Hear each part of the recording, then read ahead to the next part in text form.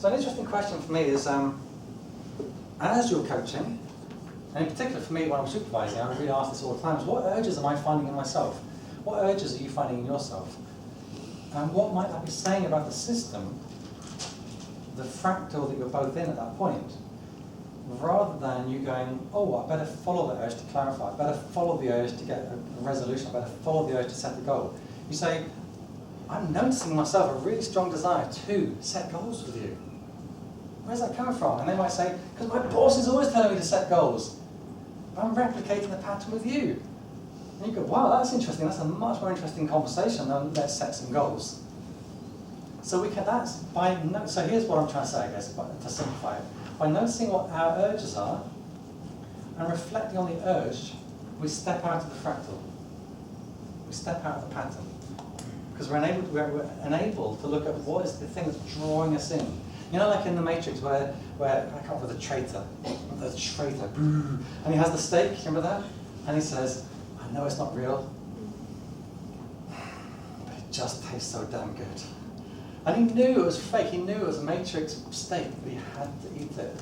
And often as coaches we do the same thing. I know I should be clarifying, but I just want to do the clarification for the client. No, hold back. Allow yourself to learn from the experience you're having here. Is this kind of sort of resonating? So I did have an exercise, but I don't think we've got time for it. You can do it in the bar afterwards. So here's another model I think is really useful. In coaching, how many conversations are taking place? Well, let's say you have a client. How many conversations take place? 4. I love that random number, 4. No, I'll come for your logic. I just love the fact it's like top thrown out really clearly. 4, brilliant. Who else? 2. 3. Any advances on 4? I can think of 5. You think of 5? Rafa? I say 4. Cool. So I've got to come to the 4 first. What's your name, by the way? Charlie. Oh, you're Charlie. It's a long time ago. I saw you in Discovery Day, like December, I think it was. Anyway, yeah, it's good to see you again, Charlie. Oh yes, yeah. So yeah, go for it. What are your 4? Conversation I'm having with me. Yeah. I'm having with them. Yeah. They are having with me. Yeah. And they are having with themselves. Nice. Okay, great. So who had higher than 4? I think they might be together. Go on, Ken. Did you have something? Yeah, I have 4. I mean, I can see those conversations that somebody's mentioned. There's a thing about what do I think that, what do I expect of them? What do they expect of me? Okay, what actually happens when we're actually talking to each other? What's coming out of that?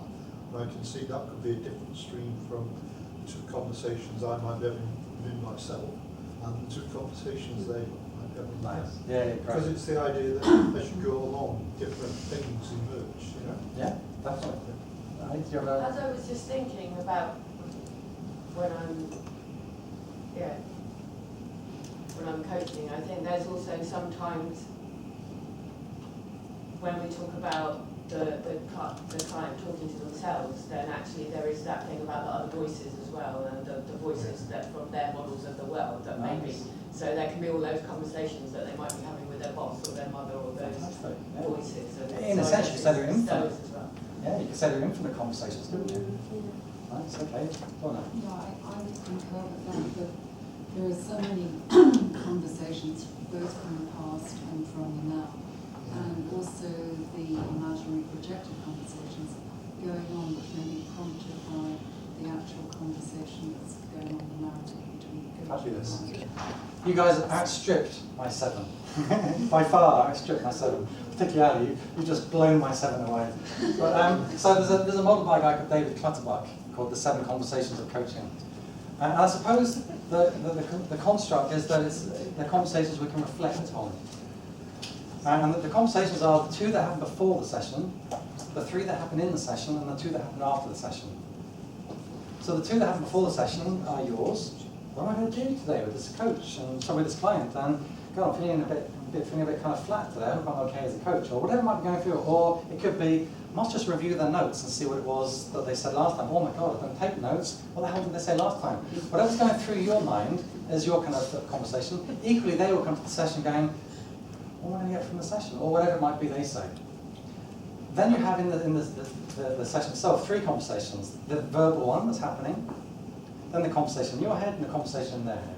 And then afterwards, this is the conversation that you have afterwards, and the conversation they have afterwards. So that's the Clutterbuck 7 conversations, and it's a lovely way to actually to strip back the whole process and say, where does the fractal exist, if you like? Where's the fractal kind of show itself? But also, where is the possibility for change? Where is the pattern repeating itself? Like, how do they think about the session afterwards? How do you think about it afterwards? Is there a pattern that keeps doing the same thing all the time? Around before, during, after, self-talk, verbal talk, what is that revealing? And to start to really reflect as a practitioner, but also have that conversation with your client that says, let's just check in. Where are you at in your head right now? Because what they're saying to you verbally may not be what's going on here. In fact, I said to my coach recently that I really love your questions, but I always ask myself a better one. because they're good me as well. But they'll say to me something like, so what do you think? And I'll say, well, actually, it's a great question, but I've got a better one, and it's this. Because I'm much better coach myself, but I need them to trigger me. So actually having a very open conversation with what's going on in your head right now, and also what's going on in my head right now, where appropriate. I mean, it's not going to just, I've asked you that amazing question, but guess what? I've just thought about beans on toast. That's not good, But just where it's appropriate to draw upon what is your internal conversation. So the seven conversations model just gives you that fluidity to explore all dimensions of what's coming up. And notice how that starts to work, in a sense, much more holistically for the client's experience. Only recently, a client said to me, I'm a brilliant coach, right? I mean, you've all heard I'm probably the best coach in the world. And yet even, that's a joke by the way, even so, she came back to me, it's disgusting what she said to me. She said to me, you know what, Nick, I realised the best coaching happens after the session. In other words, in her head. And it's true, the best coaching happens after the session, no matter how good a coach you are. So why do we not tap into that?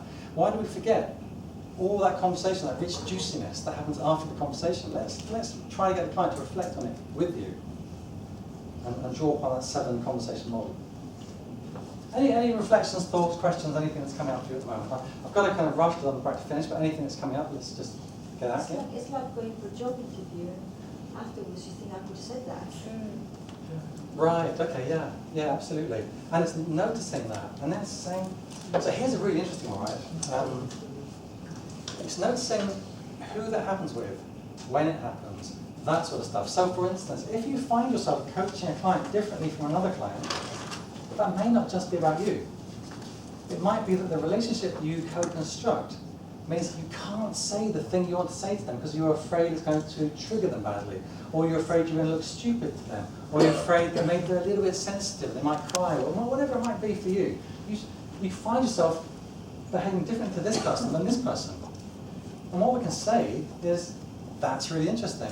I notice with you I behave like this, with other people I behave like that. What might that be saying about what we've constructed here?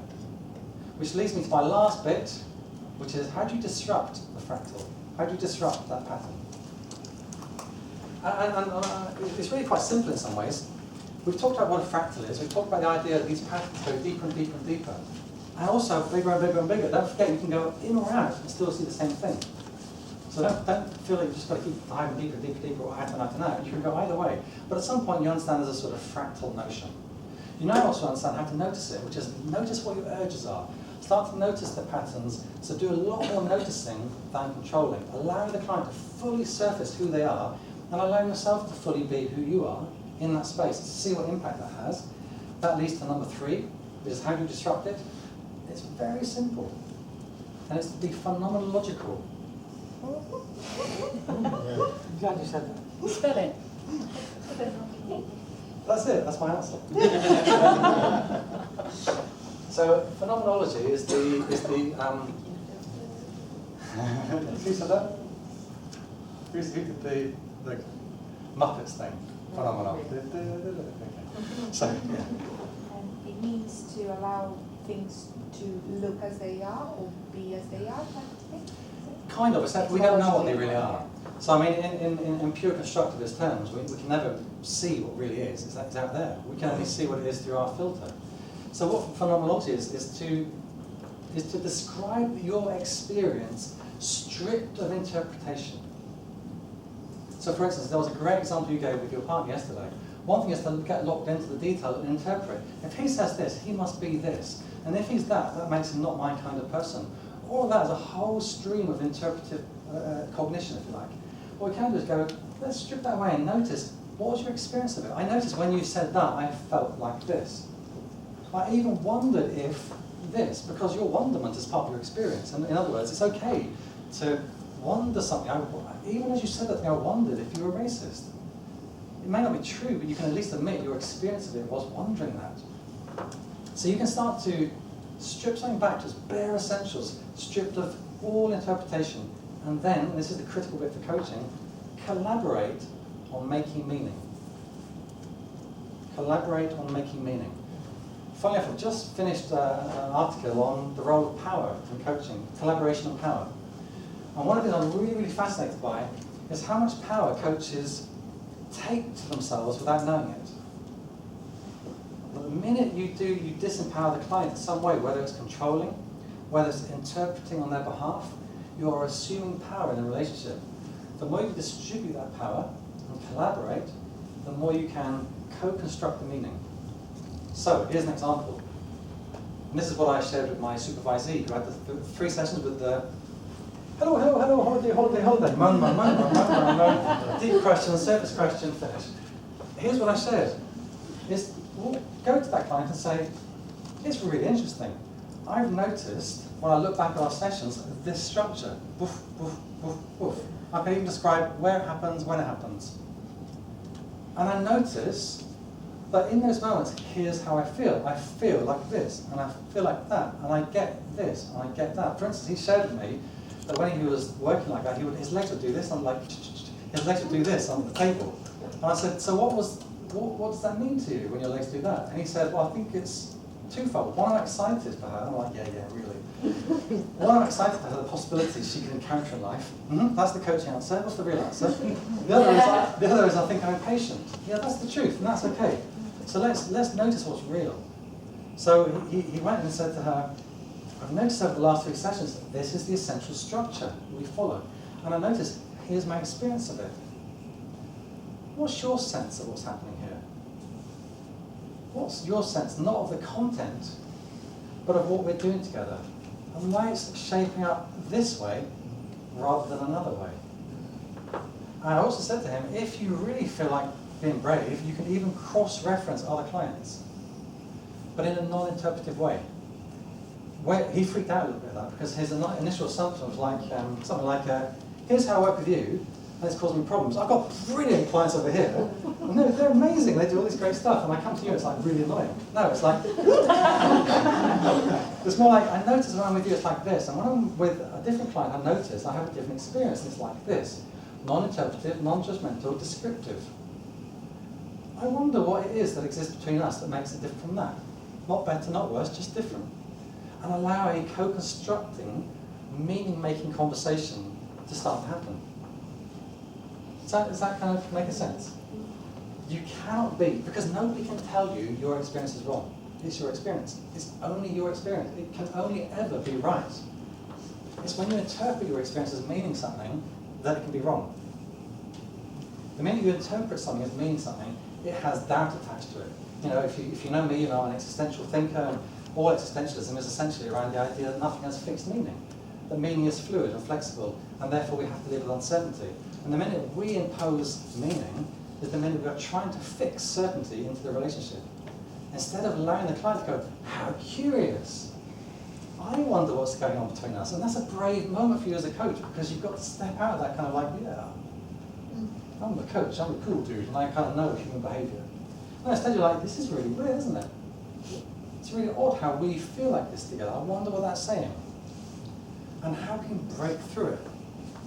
What might it be saying about your patterns? What might it be saying about my patterns? What might it be saying about the pattern we've constructed together? What might it be saying about the pattern of the system? What might it be saying about the pattern of the way you constructed your life, both down the detail up into the big picture? And how do we break out of that? What are your reflections on that?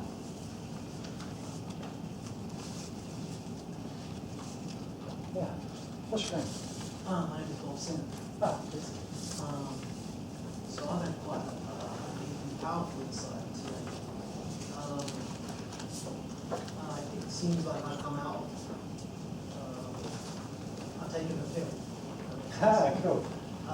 Because while I was watching that film, and then you got the question about reflecting on coaching, something came out that said it reflected my coaching journey. So at the beginning, I didn't know what was going on. So when I first discovered coaching, I was like desperate to see what's the patterns. Yeah. So I was like, oh, there's triangles. And then I'm going to look on the side. I'm not going to go where it's, they're taking me here. I'm going to look at the sides. That's what I used to do at the beginning of coaching. Mm. And then I was noticing the patterns and then feeling very kind of proud of myself that I know what's going on. Yeah. So there was a stage in my career, or my coaching kind of thing, where I know what's going on now. Certainty. Was a bad move. And then I found myself in I don't know what the hell is going on, but that's okay. And then by the end of the film, I didn't know what was going on. A little bit boring sometimes, which is how I have coaching. Sometimes it's boring. Right. And then I was fascinated by other people saying that too. But I was okay. We talked earlier about this kind of hypnotic trance thing. It was okay to go with the process. Yeah. My job wasn't to find out what was going on, but just to be in that process. That's wonderful. I love that. And there's a couple of things I felt I may just reflect on it. And it's really funny, when I'm up here, my mind goes totally blank. I go, a couple of things I want to reflect on. What the hell were they? It's the weirdest thing. So, one was the hypnotic thing, which Zora was going to say, don't forget that thing about being boring. I will. Make sure I do. So, what was the boring thing? What was the other thing you said? Oh, yeah, hypnosis, great. So, boring thing. If you're bored, what does it tell you? What's that? Does it? Maybe you are. The presence is boring. Or maybe it doesn't resonate with your, there's certain things, I'm interested in the fluid, I'd be excited at that point. Yeah. Maybe the day-to-day stuff is like, I know all that. Yeah. I want to get to the crux. So remember what I said about noticing your own feelings? Yeah. So if you're bored, you've now got a feeling. Yeah. It's interesting because I think I described impatient to you, and obviously it is boring. I was bored at some point. But then I almost self-criticize, which is being aware, to say, if I'm finding this boring, it means I've already registered it and I'm wanting more, therefore I'm already trying to convince myself I'm superior to what's happening to that. Yeah. And I think it's quite interesting, being able to feel comfortable with that and not trying to be superior to what's going on, I think. Great observation. Yeah, unconsciously you're judging it. Yeah, You're absolutely. labeling it. Yeah. So let's keep it in coaching, because you're dead right. So what if you're bored in coaching, Lorna? So if you're bored in coaching, it means that you've gone in with an expectation and you're having a response to that expectation not being met. Yeah. I mean, it's interesting. I mean, for me, when I think about what you guys have said, if you're finding it boring, there's a good chance you are encountering a fractal. You're encountering the same thing, because you're only bored because it's the same thing you've seen, either in the system, which might be the UK, or 21st century world, but you're like, oh, not another of these clients again. That's a system sense of boring. Or you might be experiencing them as boring, because they're repeating patterns. It's like, oh my God, you've said that so many times, I'm so bored of that.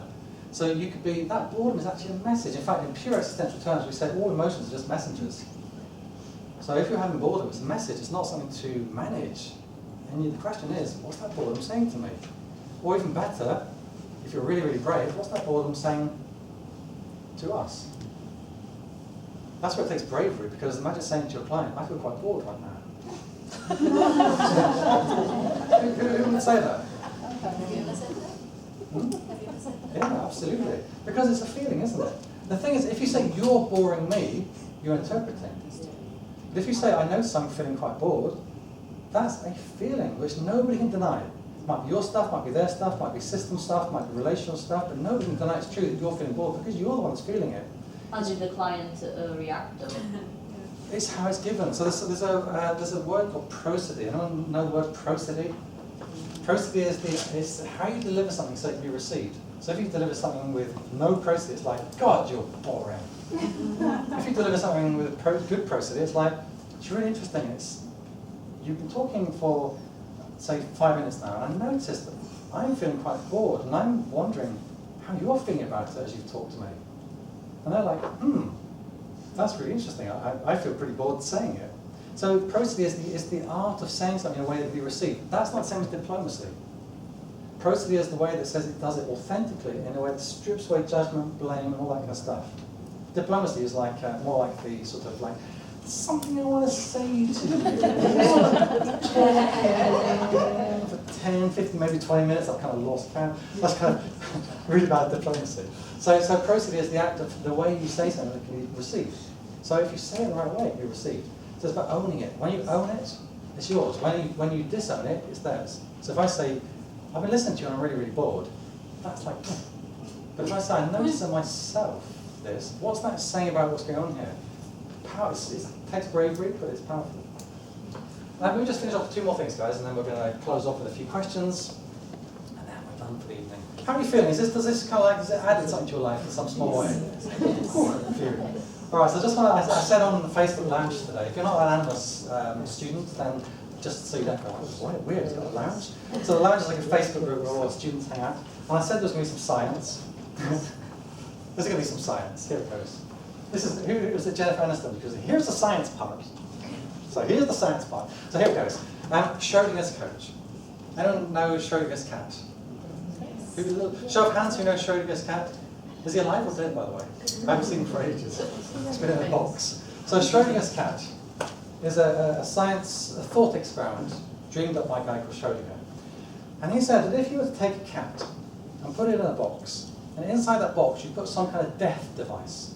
It could be poisonous gas, it could be a bomb, it could be anything you want. It could be spikes that shoot out.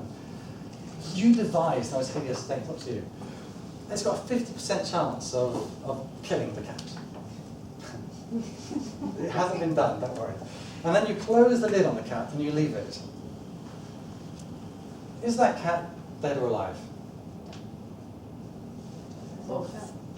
Who said both? Clary said both. How is it both? Because you haven't opened the box. The Okay. moment you open the box, that's when it is either one or the other. Great. So in quantum physics terms, this is why I checked. There are no quantum physicists in the room. Like, basically make this up, and you guys are going, that sounds pretty good. But in quantum physics terms, the cat is both dead and alive. And its true state of being is only realized when you open the box and look in. And it's the act of observation that crystallizes the moment. It crystallizes the possibility. And in quantum mechanic terms, that's an actual truth. It isn't with cats, because cats aren't quantum, they are atomic. But in terms of the quantum level, you really do create the thing when you look at it. So one of the things I've come up with, purely metaphorically, is really that for me, that's what coaching is too. I'm just going to, these are nothing to do with fractals, by the way, just chucking in a couple of extra ideas. This looks like a bonus. You know when you do, if you come to Discovery Day, okay guys, that's the course, it's brilliant, isn't it? Yeah, everyone agrees it's brilliant, well guess what? There's a bonus. First bonus is you get a CPD. So this is the bonus. Bonus 1, Schrodinger's coach, is that if you think about coaching as a Schrodinger's experiment, and you think about it in terms of the 7 conversations I talked about earlier, that you have the pre-conversation, the client has the pre-conversation, you have 3 conversations in the middle, and you have the 2 conversations afterwards. You are simply meeting that client in a single moment of time, where together you open the box and crystallize a possibility. Whatever that possibility is, we don't know. It crystallizes in that moment in time. And so the more we hang on to what's been before, but last week you said that you're going to do this, and you haven't. You're a bad client. The more we do that, the more we are attached to the idea that somehow that there should definitely be continuity and meaning and trajectory and narrative that makes sense. But actually, if we just adopt, I'm not saying it's the truth, but if we adopt, who's that guy from Lost? Who's always like, I can't remember his name, the science guy. Anyway, if we adopt that idea that coach is simply Schrodinger's coach, then we don't have to worry about what came before. We don't have to even worry about what comes next. We just worry about what's happening here. And the more we do that, the more we can tune into the here and now experience. So here's my challenge to you, is to let go of trajectory, narrative, and be present with the client where they are, looking in the box together going, Is your cat dead? Or is it alive? Let's hope it's alive. So that's my Schrodinger's coach for you. The last one I want to share with you is something I came across quite recently, which I really loved. This is pure science, but I really loved it. It just felt, as an analogy, it felt really lovely. It's called the triple point in physics. And the triple, any physicists in the room, like non-quantum physicists, like basic physicists? The kind that care about gravity, that kind of thing. Any of you guys, like Newtonian type people? Okay, so good. So there's something called the triple point moment, or the triple point principle in physics, which is that there's a state of when a particular molecule or particular substance can be both gas, solid, and liquid all at the same time. It exists in all three potentialities. And a tiny shift, one way or the other, will make it either gas, liquid, or solid. As you know, all substances essentially become gas, liquid, or solid according to how distributed their molecules are. And it occurred to me that, in a sense, one of our challenges as a coach is to hold the space that is that triple point moment, where the client can be both here, there, and nowhere, can be past, present, and future, can share their concerns, their joys, and their experiences here, and we kind of hold the space. This is pure kind of like metaphorical nonsense in a way, but it's at the same time I kind of think that it helps us think about our client experience differently, which is to allow that client to have the excitement of what might be, the reality of what is, and the doubt of what might be. And allow those three to live together comfortably, rather than stripping away doubt and only doing the kind of let's go gung-ho for the future, or going only for what's problematic, forgetting this, and forgetting the present moment. If we can hold those three together, like at any moment, that those three can exist in the box, and at any moment we can look and see if it's a gas, a liquid, or a solid, then we're holding this amazing sort of space for the client where they can just be. And I think if you can take that away from tonight, I'll be delighted. Guys, thank you so much. It's been a pleasure.